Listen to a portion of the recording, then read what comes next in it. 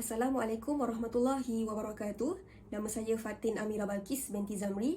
Saya merupakan pelajar PTPP Option PSB dan hari ini saya akan membentangkan model reka bentuk pengajaran yang saya pilih, iaitu model reka bentuk ADDIE. Okey, berdasarkan produk yang saya telah hasilkan, iaitu laman web ataupun yang diberikan nama website Cikgu Fatin. Baik, seperti mana yang kita tahu, dalam model reka bentuk ADDIE ini, dia ada 5 fasa, iaitu yang pertama sekali A, Analyze, yang kedua Design ataupun reka bentuk, yang ketiga iaitu Develop ataupun pembangunan, yang seterusnya ialah I, Implement ataupun mengimplementasikan, dan yang last sekali iaitu E, Evaluate ataupun membuat penilaian.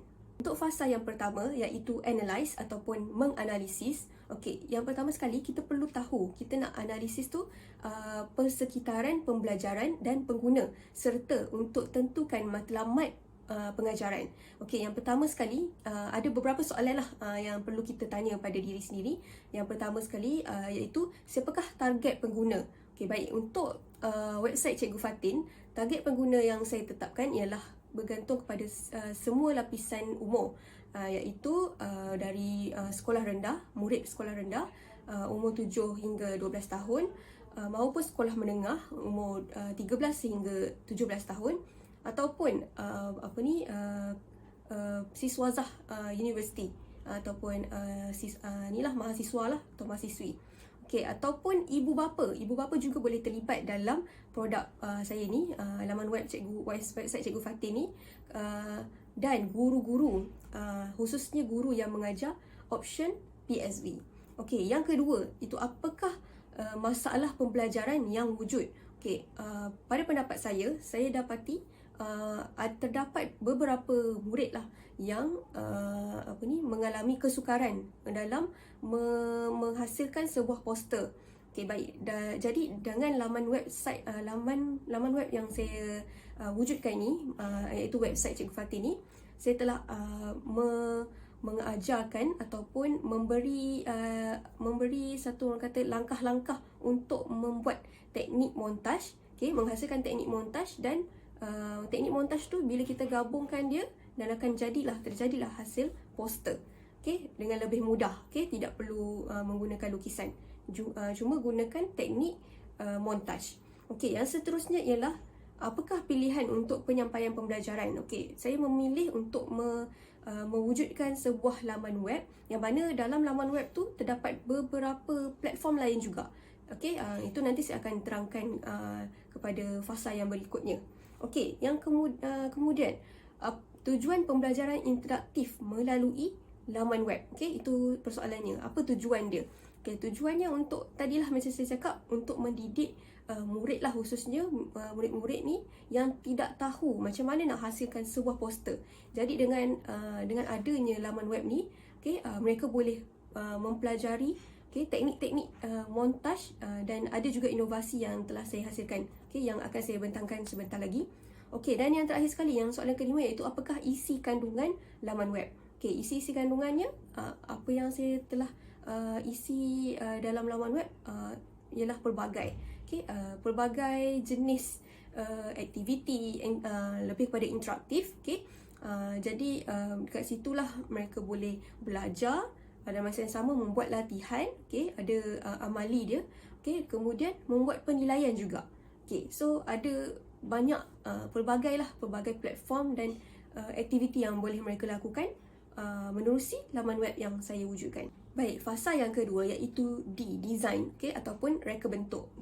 Dalam fasa ini saya mereka bentuk sebuah laman web yang mana dilengkapi dengan grafiknya, audio, visual serta video dan animasi. Okey, baik. Dalam fasa ni saya mereka bentuk satu interface yang dapat menarik perhatian, khususnya kanak-kanak lah. Tetapi semua peringkat umur pun akan berasa teruja apabila melihat laman web saya yang interaktif, yang cukup interaktif. Okey, dalam laman web ini saya telah menghasilkan beberapa platform lain juga. Okey. Baik, peringkat yang ketiga iaitu develop. Selepas saya mereka bentuk sebuah laman web yang interaktif, jadi saya perlu membangunkan laman web tersebut Dengan cara apa? Okey, yang pertama, saya mengintegrasikan beberapa platform lain seperti Instagram, Padlet dan juga YouTube. Okey, menerusi 3 platform utama ini, okey, saya membuat kaitan dan maksudnya ketiga-tiga platform ini saling berkait.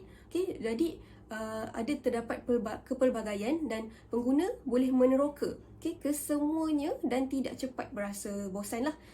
Sebab dalam setiap platform tu juga ada pelbagai orang kata aktiviti tersendiri. Sebagai contoh, dekat Instagram, di Instagram ni terdapat beberapa tips dan info yang menarik berkaitan montaj. Jadi mereka boleh mempelajari info yang baru lah di Instagram. Kedua, di Padlet pula. Padlet ni saya dah gabungkan segala link yang ada, maksudnya dari segi websitenya, Instagram, YouTube, video YouTube, kesemuanya ada di Padlet juga.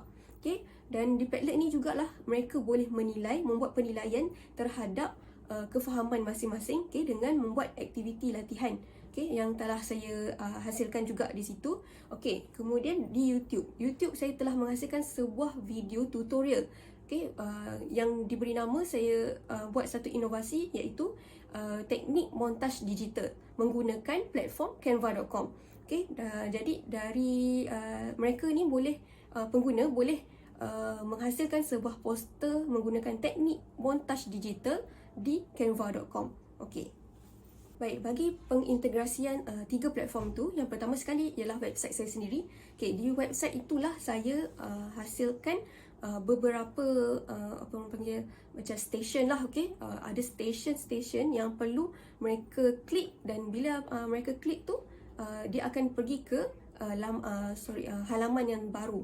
Kemudian Padlet. Di Padlet tu juga ada link yang boleh pengguna klik untuk pergi ke website, YouTube dan Instagram. Yang kemudiannya Instagram. Instagram ni ada info-info tambahan dan juga tips bagaimana untuk menghasilkan montaj. Baik, untuk langkah keempat, iaitu mengimplementasikan. Maksudnya saya memasukkan isi kandungan silibus kurikulum, iaitu tajuknya montaj, teknik montaj, ke dalam website saya, produk saya. Jadi mereka boleh gunakan platform Canva untuk menghasilkan sebuah poster menggunakan teknik montaj digital. Di mana mereka boleh melihat kepada video tutorial yang saya hasilkan di YouTube. Baik, langkah yang terakhir, iaitu langkah kelima, evaluate ataupun membuat penilaian. Di mana saya lebih menekankan pengguna untuk membuat penilaian ni boleh di Padlet. Sebab dekat Padlet itu ada satu kiranya section, section komen ataupun cadangan, di mana mereka boleh mengutarakan pandangan masing-masing untuk membuat cadangan penambahbaikan untuk laman web saya. Kemudian yang kedua, terdapat juga parking lot part 21, di mana kalau dalam kelas kita ada parking lot. Part 21 ni ataupun pembelajaran abad ke-21, setiap kelas wajib adakan satu sudut parking lot. Parking lot tu di mana murid-murid boleh memberi respon. Contohlah ada beberapa pertanyaan yang perlu diajukan pada guru, tapi mereka agak malu, jadi mereka boleh tulis dan masukkan pada parking lot. Jadi itu yang saya integrasikan, saya masukkan ke dalam Padlet. Jadi maksudnya parking lot yang versi digital. Jadi sebagai guru juga, macam saya sendiri, sebagai guru PSV, boleh menilai tugasan mereka, maksudnya menilai kefahaman mereka, sejauh mana kefahaman mereka dalam teknik montaj digital. Mereka boleh menghantar tugasan di Padlet juga. Jadi di situlah nampak kiranya pembuat penilaian tu bukan saja dari aspek dari sudut pandang murid saja, tetapi guru juga boleh membuat penilaian terhadap murid, terhadap pencapaian level pencapaian murid lah. Itu sahaja kelima-lima langkah dalam model reka bentuk ADDIE. Sekian sahaja daripada saya. Terima kasih.